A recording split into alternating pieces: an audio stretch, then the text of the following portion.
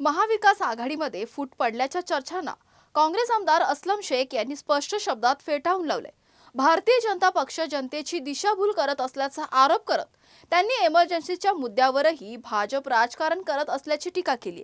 गेल्या अनेक वर्षांपासून केंद्र आणि राज्यात सत्ता असलेल्या भाजपने आपल्या कामगिरीचा हिशोब जनतेसमोर मांडावा असंही ते म्हणाले। विरोधी पक्षातील आमदारांच्या निधीबाबत सत्ताधाऱ्यांकडून गळचेपी होत असल्याचाही आरोप त्यांनी केला। तसेच महाविकास आघाडीचा एकही आमदार महायुतीसोबत जाणार नसल्याचा दावा करत बैठकीला गैरहजर राहिलेल्या आमदारांनी यापूर्वीच आपला पक्ष नेतृत्वाला कारण दिली होती असं अस्लम शेख यांनी स्पष्ट केले।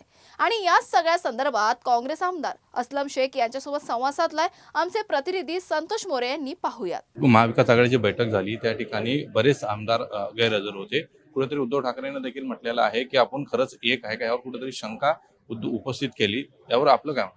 हे बघा, महाविकास आघाडीच्या संदर्भात मी एकच सांगू शकतो की ज्या पद्धतीने ते खासदार तोडायचं काम चालू आहे, ज्या पद्धतीने आमदार तोडायचं काम चालू आहे, हे शोभतोय का?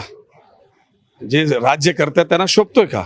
या पद्धतीने तुम्ही दुसऱ्या पक्षाच्या आमदारांना जबरदस्ती घ्यायचा, पैसे देऊन घ्यायचं, खासदारांना घ्यायचं आणि त्याच्यानंतर मीडियाने हे दाखवायचं की बाबा महाविकास आघाडी एकत्र आहे की नाही। कोणी स्वतःच्या मनात गेलाय का? त्याच्यानंतर तुम्ही दबाव आणायचा, त्याच्यावरती तुम्ही कारवाया करायची, त्यांना तुम्ही पैसे द्यायचं आणि घ्यायचं आणि मीडियाने चालायचं की महाविकास आघाडीच्या मीटिंगमध्ये हे नाही आले, ते नाही आले। महाविकास आघाडीमध्ये कोणी जायला तयार नाही। अशी परिस्थिती निर्माण नाही केली तर एकही जाणार नाही, उलट त्यांच्यापैकी लोक इथे येणार।